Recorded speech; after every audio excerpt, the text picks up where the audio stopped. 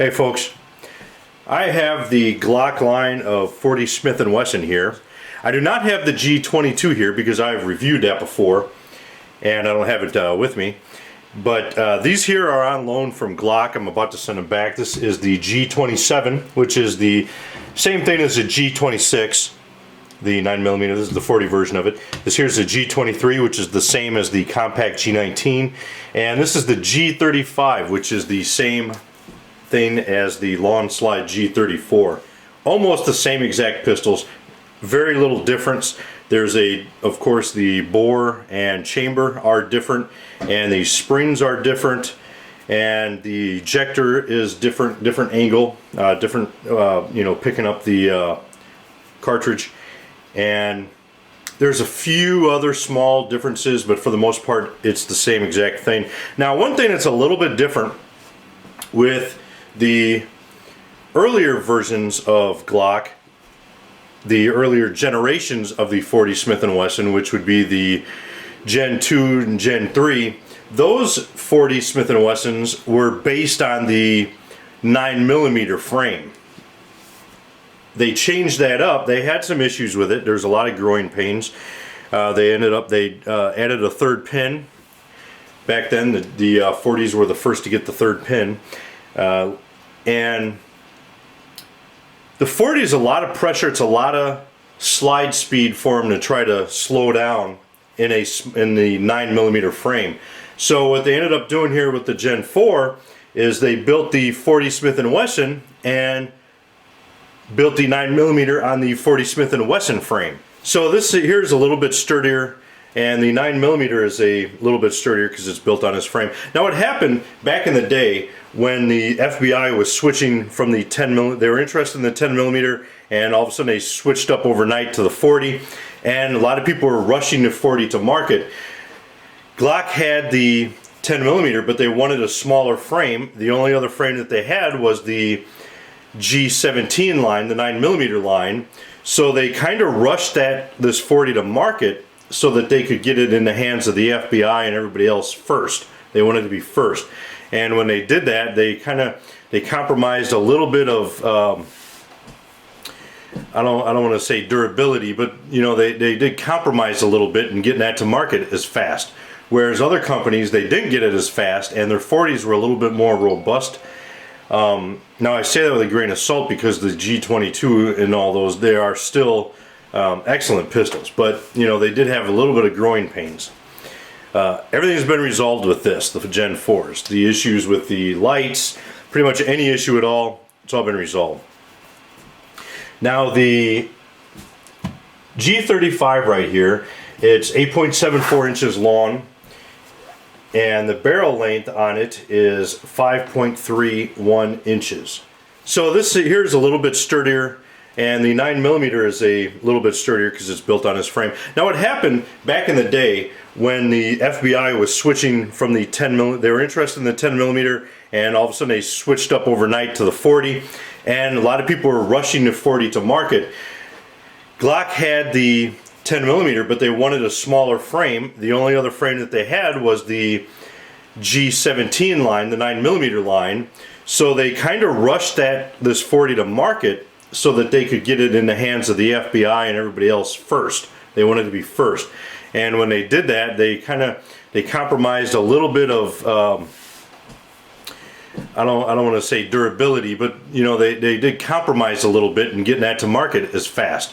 Whereas other companies, they didn't get it as fast, and their 40s were a little bit more robust.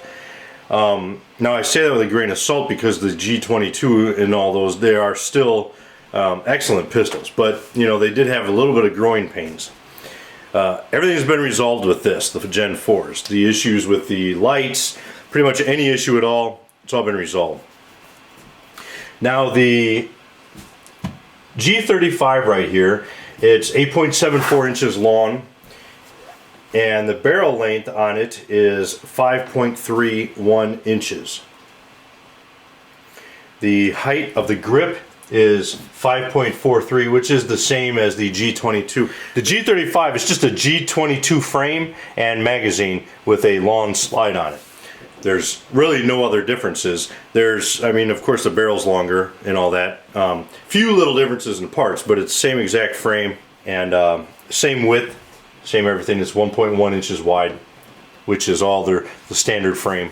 The G23 here is the same category as the G19. It is 7.28 inches long, 4.99 height, so they did cut a little bit off the height on here as compared to the full-size G22. The width is all the same. In fact, all the standard frames have the same overall width, which is 1.18 inches. Now, important to note, that is not the width of the slide. The slide is just over an inch wide. That is the width of the widest part, which will typically be here. So that is what they're talking about with an overall width. And I know on the website it shows two little red lines with the width and shows it on the slide, but that is not the case. Okay, the slides on these are just over 1.0 inches. I think it's like 1.004 to 0.009, right in that range there. It's like a 0.005 range that these fall in. The weight on this unloaded is 23.65 pounds, which is about 2 ounces lighter than the 22. This one here, the weight on it is 27.53, by the way. The G27, the weight is 21.89 inches, pounds, sorry. The length is 6.41 inches, height is 4.17 inches, so it's about 0.7 inches off of this one. And the barrel length on it is 3.4. Barrel length on this one is 4.01 even. I know some places, I'm talking to the guy from Canada, 4 inches is the shortest barrel that they can have, so that would be the G23. Now, having shot all these, the 35 shoots almost exactly like G22. There is not a lot of difference. A lot of people think because it's got a longer slide, it's going to help ease the recoil, but the slide has actually been trimmed on the top. It's really similar in weight, very, very similar. So you might get a little, it's going to put the weight out in front a little bit more. So there will be a little bit of recoil difference, but it's not going to be huge because it's not like you're talking about a heavy slide there. But it's still smooth to shoot. I mean, if you can shoot a G22, you'll really like this one here. Now the G23, honestly, I didn't notice a lot of difference between a G22 and this either. In theory, it's going to be a little bit more recoil. You're going to notice it a little bit more. I really didn't. It still shoots really good. If you can handle a G22, G23, no problem. Now the G27, still very shootable. And now if you're a new shooter or you're not used to shooting any like a 40 or anything like that, it does have a little bit of recoil. The issue, it's not so much the recoil. The issue is you're only holding it with 2 fingers. At least for me anyway. I got pretty good sized hands. So I got 1 finger dangling, so I'm grabbing it with this, and that's all you have really. So you feel the recoil a little bit more. It's still very manageable, but you're gonna feel it. Now, the 10mm G29, the G29 is a subcompact version of this, but in a large frame. This shoots very similar to that, and because it's in a smaller package, you feel it kind of like that. Okay, not quite as drastic, but very similar. Now, overall, I would say, for a compact, or excuse me, a subcompact handgun that you want to maximize the amount of power that you get out of it and maximize the carry capacity and the abilities of the handgun, I think the G27 is probably the ultimate in concealed carry. Now this magazine right here holds 9 rounds. Somebody told me that these originally were supposed to hold 10. I've never seen a 10 round magazine, so correct me if I'm wrong, but it holds 9 rounds. Now the 9mm G26 holds 10 rounds. So you are losing only 1 round, yet the 40, ballistically, it's not that far off from a 45. So you're getting 9 rounds of near 45 power. Okay, 40 caliber power, 9 rounds. That's pretty awesome. And it's in a package that's not any bigger than the 9mm G26. Same size. So I really think that to maximize your concealed carry potential or self-defense abilities, this right here I really truly believe is the way to go. Now I don't have one yet. I carry a G26, but I do see in the very near future me getting one of these, because after shooting it, I really think this is the way to go. It's just a lot of power. Now that is if you can hold on to it. Some of the new shooters, or some other people, if you're recoil sensitive, you might want to test fire this before you just run out and buy it, because it's a little wicked little round coming out of that small package. But as I said, it's very manageable. Nothing that you couldn't overcome with some training. You just have to have the desire to go out and shoot it a lot.